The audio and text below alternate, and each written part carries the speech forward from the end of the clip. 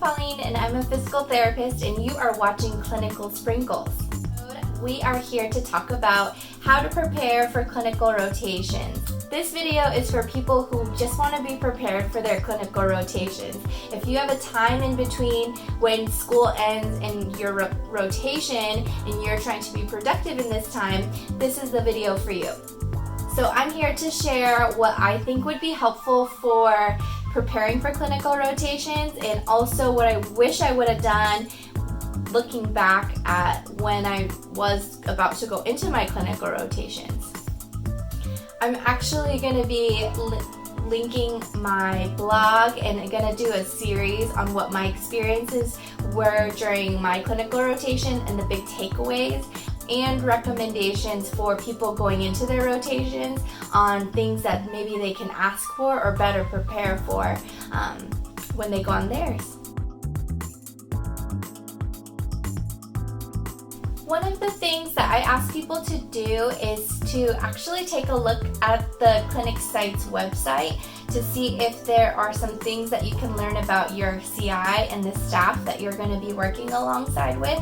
If you aren't really good with names, it may be helpful to look ahead at the clinic's website to see the names of the staff that work there, so that way on your first day there's so much to remember already that maybe you can already know some of the staff's name because you studied it.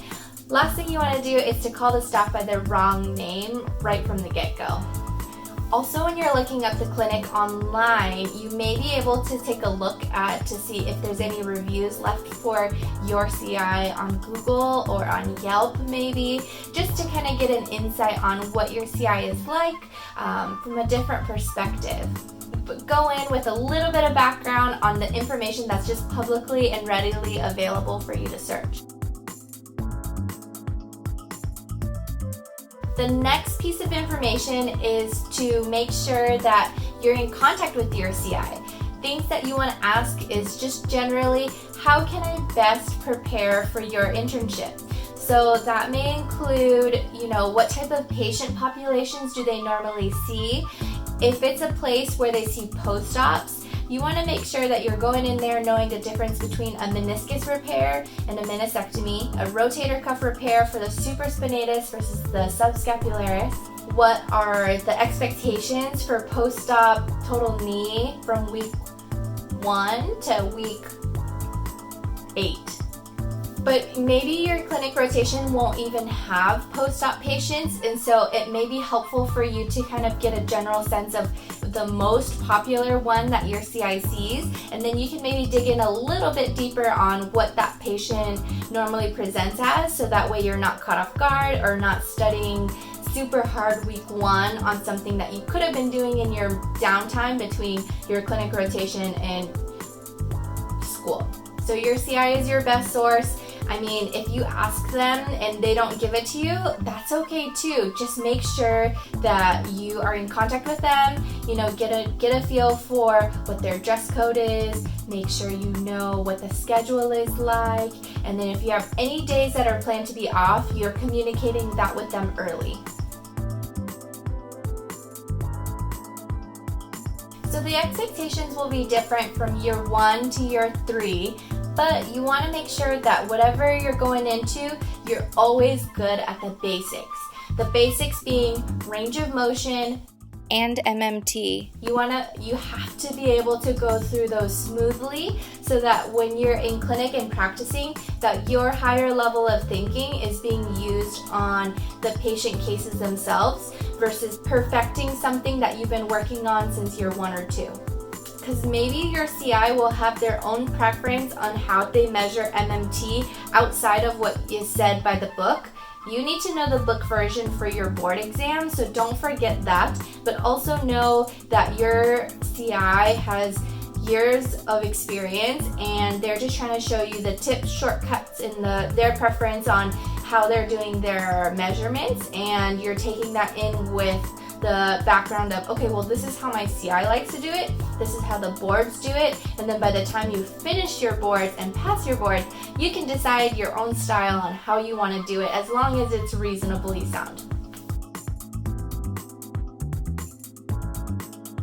And then the last piece of advice that I would give you is to make sure that you have some sort of notebook with you to take notes along the way, or even a resource guide that helps you refer back to your notes in an easy manner. At my school, my class created a binder of, some anatomy, key origins and insertions, a shortcut list for myotomes, dermatomes. Make some sort of resource guide that it fits best for wherever you finally want to practice, because then you can even take this resource with you when you go to work your first year. I actually have something called Pocketbook Ortho, which is a gift that one of my classmates actually gave to me on my first clinical rotation, and then I gifted one back to him when he went on his first clinical rotation.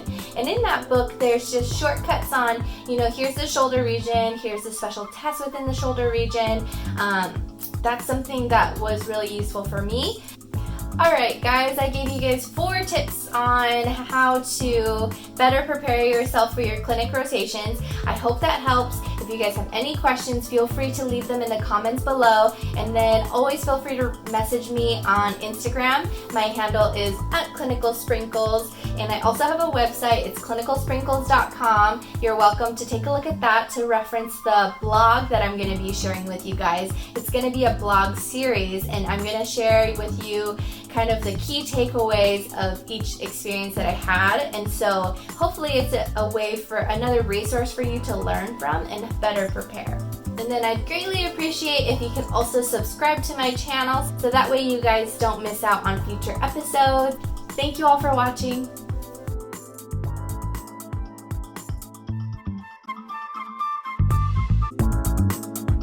Probably the type who wants to be or who wants to show up prepared.